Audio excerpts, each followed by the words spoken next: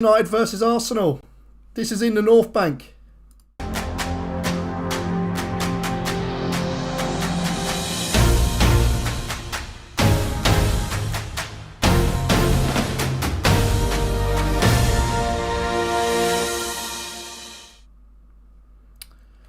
So, another game today, and wow, no other games.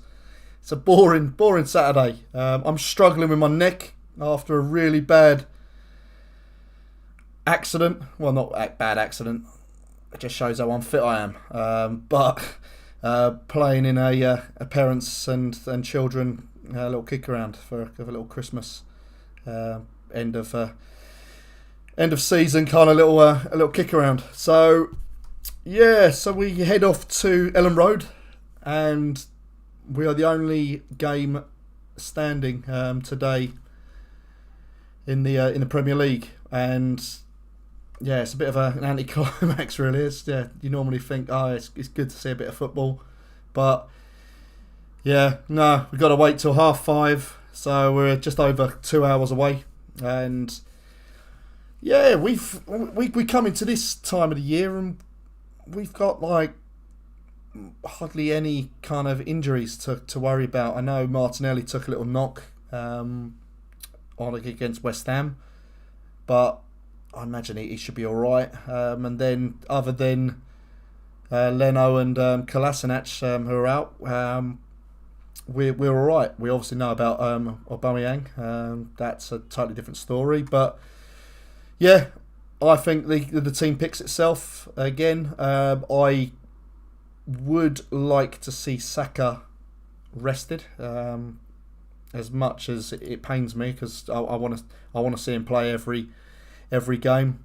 But yeah, the boy needs a little rest. So it could be that you find that he gets rested and then in comes Smith Rowe and just plays on that side. And yeah, if it's a case of just giving him half a game or a quarter of a game, then it's better than anything, to be fair. So he's had a lot of game time recently, but yeah, just a weird time at the minute, just coming into Christmas. The league is totally up in the air. You look at it like this: Arsenal played today, barring any real late kind of issue with regards to calling it off. I can't imagine it's in any danger now. This is very late in the day, so if anything happens with this fixture, I'd be very surprised, especially when Villa and Burnley got called off earlier on. But that was again short notice. So let's hope that this goes ahead. But it just goes to show the league is in a very bad way. I think all the managers are meeting on Monday to go through it all and work out what's best moving forward. But when you've got teams that have got 4 games in hand that they need to play, there's some real issues, I think, with regards to the scheduling and getting it all done and dusted. As soon as you hit into February and you got Europe coming back, there's going to be real struggle in getting those games played. You could see teams playing 3 games a week to try and catch up over a period of a month or so. And yeah, it's been able to be playing on a level playing field. So we had issues at the start of the season. We were made to play, and you've now see teams like Tottenham and Man United now having their games postponed. Tottenham have had 3 games, maybe the 4th game that was postponed against Leicester, one in the Europa Conference League. So yeah, massive issue in regards to what contrives for a game to be cancelled or not played. And you just look at it and you think, their first game back, they've had a 2-week break. They then play Liverpool. Liverpool have also got some players missing from through COVID, and apparently Van Dijk. So they're weakened. So you look at it like that and you think, is that fair? Is that in the interest of fairness across the league?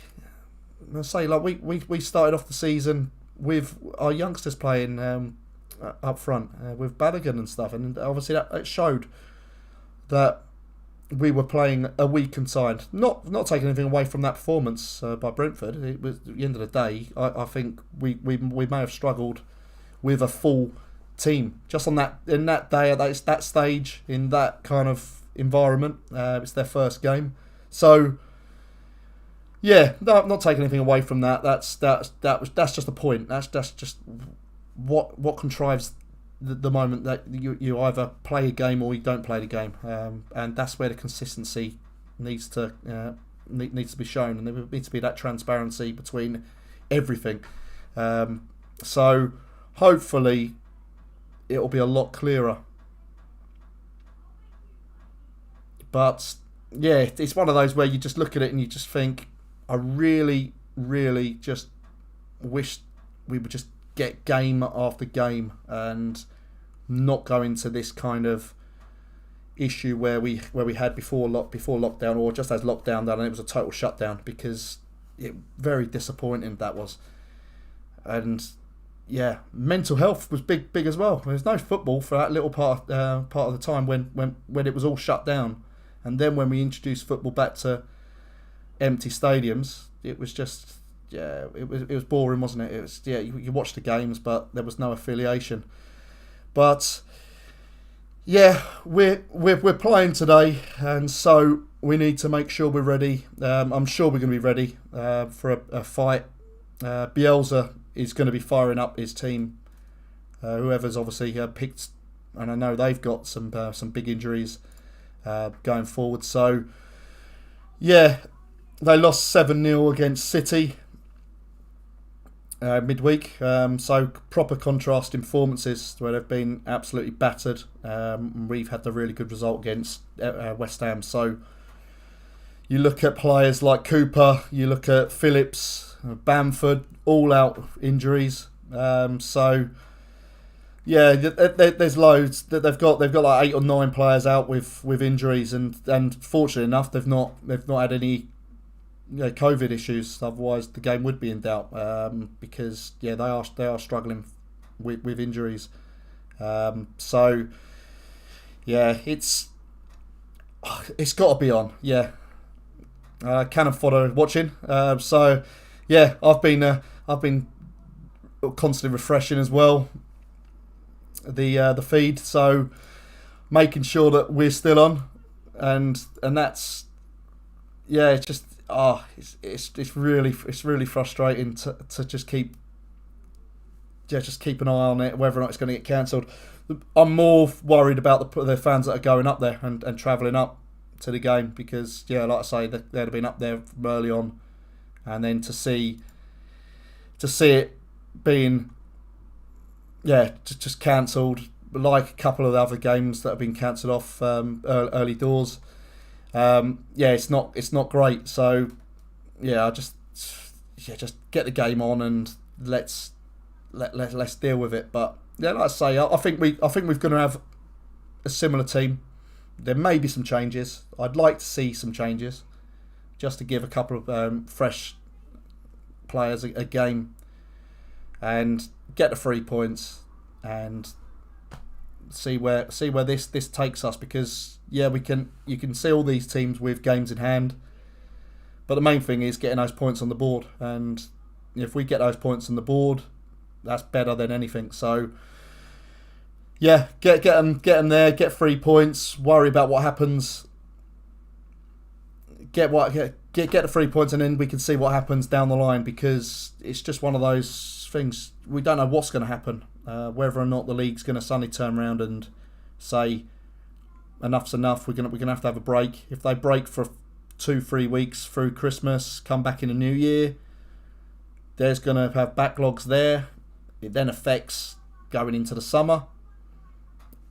You've got the World Cup again coming up, and it's going to be a nightmare. So I don't know what better way would be to get it sorted. would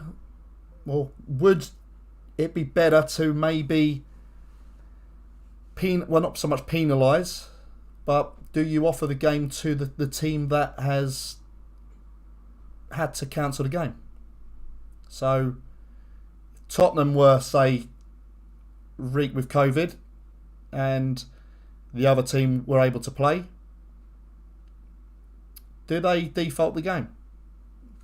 That's another way of doing it, where the other team are ready to play, but they've been penalised because again, all these clubs should have procedures in place, and they shouldn't have moved away from those in just because it all seems dandy and fine with COVID, nothing going on. We know it's still around, so all the protocols and all the stuff that they were following to the T when it was locked down and when there were closed stadiums, we look at it and we think, well, maybe they've been a bit too lax as a club, and you see with the amount of infections, if it's there and if it's been done, then should the other teams be penalised through that kind of that moment, and so that might be a way. So rather than having to play the game,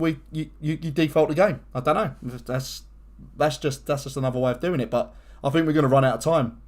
Certainly, if things carry on, and what says in a couple of weeks, another set of players come down at the same club with COVID. What do we do then? Do we just say, oh right, okay, we've got to postpone that again? And you're suddenly thinking, well, hang on a minute. If this team's got, say, 3, 4, 5, 6 games in hand, when are you going to play them all? So, I think we've got to be very careful in what we do, and then that goes with the fans as well. I want to see fans with, I don't want to see fans with masks on, but you've got to understand as well. You've got to be a little bit unselfish on that side. If we want to be able to still go to games, certainly with the numbers that we currently have, then we've got to be a little bit cautious as well. So in the grounds, on the turnstiles, mask up if that's just going to help or save a few games, as opposed to everyone with no masks. Then we could be going into Christmas and into the New Year with no fans. So I don't know. It's awkward. There's no right way of doing it really. But the only way we can get around it and navigate around the issue is just to take precaution and be safe. And if we don't, then it will be easy to actually take us out of the equation again, and it isn't going to be fair on the clubs, because like I say, we're gonna lose some other teams, we're gonna lose some other clubs lower down the league that need the income and the revenue from match days, and they've only just survived from the last one. So the big boys in the Premier League can suck it up. They got no problems. They might suddenly say, oh, it's a little bit tight this year, but they can suck it up. But when you're really, really reliant on that income, then there's no helping them really. So to prolong fans, I think everyone's got to play a part. Man, it's the same with every part of life now. We've got to be a little bit unselfish, a little bit more unselfish, and look after each other and make sure that we've got the best chance of being protected and not be exposed to strangers, friends, whatever. We all socialise with everyone. We go to the pubs before the games and stuff, but we've just got to be a little bit careful. But that's COVID. I'm bored of COVID now. Over 2 years of talking nonsense about it. But the game itself, I think, it's a potential banana skin. We know Leeds, when they play, when they turn up, and if they've got their players around that they could choose from as their first team, they got potential to play football. But you see the squads when they are a little bit thin through injuries, suspensions, whatever, that players coming in aren't at the same level. So, yeah, it could be tough. There's always going to be a boisterous crowd in there. I've been there a few times at Ellen Road, and the atmosphere there is amazing. I was there for one of the FA Cup games. I think we played a replay at Ellen Road, and yeah, the atmosphere was immense, really good. I don't know. I can't remember if that was Maitland Niles, and we play the way we should be playing,